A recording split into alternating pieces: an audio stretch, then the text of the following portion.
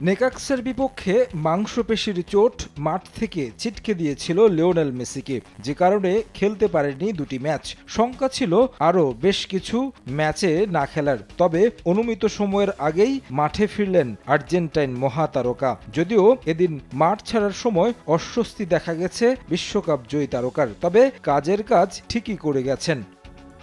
সপ্তাহ দুয়েক আগে নেক্সাসের বিপক্ষে ম্যাচের 12 মিনিটে হ্যামস্ট্রিং চোট পেয়ে মাঠ ছেড়েছিলেন মেসি।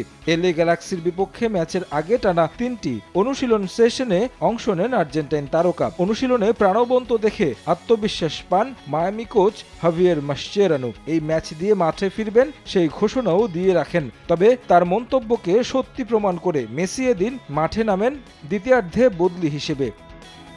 ততক্ষণে ম্যাচ সমতায়। মেসির দিকে তাকিয়ে গোটা চেজ স্টেডিয়াম। বেশ কিছুদিন পর মাঠে নামলেও প্রতিপক্ষকে চাপে রাখেন শুরু থেকে। বেশ কয়েকটি সুযোগ তৈরি করেন তিনি, তবে গোলের জন্য অপেক্ষা করতে হয়েছে 84 মিনিট পর্যন্ত। গ্যালাক্সির রক্ষণকে বোকা বানিয়ে ডিবক্সের বাইরে থেকে গোল করেন LM10। 2-1 লিড নেয় ইন্টার মায়ামি। জিতুন লাখ টাকা ও ডানো প্যাকে ছবি ফিচারের সুযোগ। বিস্তারিত দেখুন আরলা ডানোর ফেসবুক পেজে।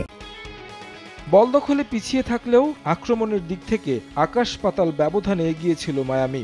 29টি শট নিয়ে 8টি লক্ষ্যে রাখে মাসচেরানো শিষ্যরা। তবে ইন্টার মায়ামি প্রথম জালের দেখা পায় 30 মিনিটে, যদিও তা বাতিল হয় VAR-এ। বিরতিতে যাওয়ার আগ মুহূর্তে সার্জিও বুস্কেটসের পাস থেকে গোল করেন আলভা।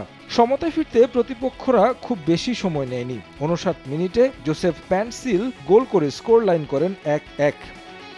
শেষবেলায় মেসির বন্ধু লুইস সুয়ারেজ ঝলক দেখান, স্কোর শিটে নাম লেখান উরুগুয়ান। 3-1 ব্যবধানে জয় নিয়ে মাঠ ছাড়ে ইন্টার মায়ামি। এ নিয়ে মৌসুমে 13তম গোল করেছেন মেসি। 24 ম্যাচে 45 পয়েন্ট নিয়ে MLS-এ ইন্টার কনফারেন্সে 5-এ অবস্থান মায়ামির। 2 ম্যাচ বেশি খেলে ফিলাডেলফিয়া ইউনিয়ন 51 পয়েন্ট নিয়ে আছে শীর্ষে।